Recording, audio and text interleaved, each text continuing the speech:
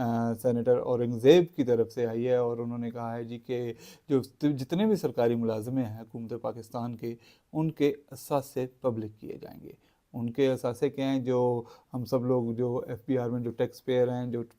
Filer हैं, जो अपने रिटर्न्स फाइल करते हैं, एफबीआर को बताते हैं कि हमारी क्या क्या जायदादें हैं, हमारी इनकम क्या है, हमारे अखराजात क्या हैं, वो ज़ाहिर है सरकारी मुलाजमीन भी बताते होंगे। लेकिन बहुत सारे सरकारी मुलाजमीन खुफिया रखते हैं अपने असासों को, और वो जो है जायदादें बना लेते हैं, लेकिन बाज़ वक़्त किसी और के नाम पे बना लेते हैं, लेकिन बहुत ज़्यादा खुफिया रखी जाती हैं। तो अब उन सारों के असासे जो हैं वो पब्लिक किए जाएंगे, और जो जो भी जिसका भी एहसास होगा वो सबको पता होगा कि किसके पास कितनी दौलत है और कितनी जायदाद है। तो इससे यकीनन एक जो सरकारी मुलाजमीन है उनमें कुछ बेचैनी फैलेगी, बिलखुसूस टॉप ब्यूरोक्रेसी में, और इसका एक बैकलैश आ सकता है। लेकिन अहम बात यह है कि हुकूमत पाकिस्तान ने ये फैसला खुद नहीं किया, बल्कि IMF की शर्त के तहत किया, और IMF के